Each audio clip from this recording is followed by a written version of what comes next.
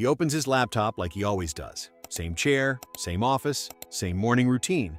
But today, something feels different. His manager doesn't call a meeting. He just sends a message. Let's talk later. No explanation. Just that. And somehow, he already knows what it means. His name is Mark. He's been working in an office for almost 6 years. Data entry, reports, emails, small decisions that kept the system running. Nothing flashy, but stable. At least, it used to feel stable. Lately, things have been changing. Fewer tasks, new AI tools being introduced, work that used to take hours, now done in seconds. At first, he thought it was just help. But then one coworker was reassigned. Then another role became redundant. Now Mark sits at his desk, doing less work than before, not because he's finished, but because there's less for him to do. And he starts asking a quiet question he never thought he would ask. If a machine can do this, what happens to me?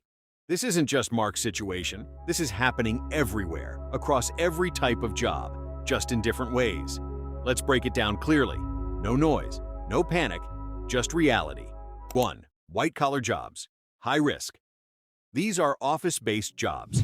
Examples: data entry, basic accounting, administrative assistance, simple customer support and report generation. These roles rely heavily on repetition and information processing. AI is very strong here. It doesn't get tired. It doesn't forget. It doesn't slow down. So tasks that used to take teams can now be done by one system. Risk level, very high, but not all white-collar work is the same. Higher-level thinking roles still hold value. Decision-making, leadership, strategy, those are harder to replace. 2. Blue-collar jobs, mixed risk. These are physical labor jobs. Examples: construction workers, electricians, drivers, and factory workers, and mechanics. At first glance, people think these are safe, but it depends. Machines and automation are already replacing, like factory assembly lines and warehouse sorting. But jobs that require real-world judgment, physical adaptability, and on-site problem-solving are still difficult for AI to fully replace. Risk level: medium, but uneven. Some parts of blue-collar work will disappear. Others will become more important. 3. Gray-collar jobs. Technical hybrid. These are jobs between manual and digital work. Examples: technicians, IT support, lab workers, machine operators, and maintenance specialists. These roles often use tools, systems, and human judgment together. AI can assist here, but replacing them fully is harder because real-world environments are unpredictable. Machines can suggest, but humans still fix what breaks in reality. Risk level: medium-low. However, the skill expectation is rising. Basic workers may be replaced. Skilled technicians may become more valuable. 4. Green-collar jobs, low to moderate risk. These are environmental and sustainability roles. Examples: renewable energy technicians, environmental scientists, conservation workers, and urban planners focused on sustainability. AI can analyze data here. It can model climate systems. It can suggest solutions. But execution still depends on real-world conditions. Nature is not predictable. Policies change. Environments shift. Risk level: low to moderate. This category is growing, not shrinking, but it will change shape, not disappear. 5. Pink-collar jobs, human service work. These are people-focused roles.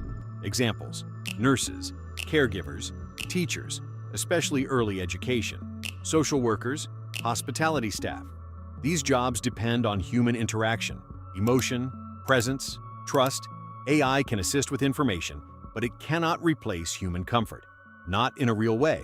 A machine can respond, but it doesn't understand pain. Risk level: low to moderate. However, these jobs may become harder, not easier, because workers will be expected to use AI tools while still providing human care. 6. Gold-collar jobs, highly skilled or strategic. These are top-level cognitive roles. Examples: scientists, senior engineers, surgeons, strategic leaders, advanced AI developers. AI can support these jobs heavily, but it cannot fully replace them because these roles involve deep responsibility, ethical decisions, complex real-world consequences. A system can suggest an answer, but it cannot carry accountability. Risk level: low, but pressure is increasing. Because expectations are rising. Humans in these roles are now expected to work with AI, not without it. Most people think AI is about replacement, but that's not the full picture. It's more about redistribution.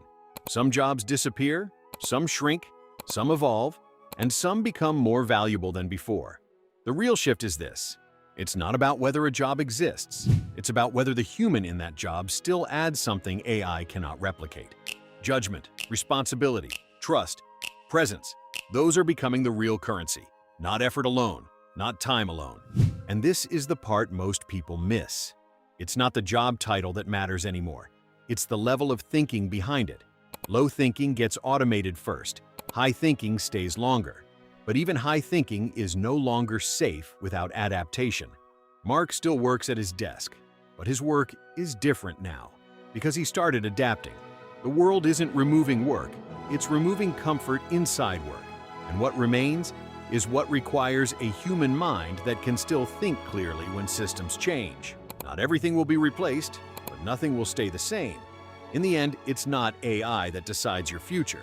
It's how replaceable your thinking has become.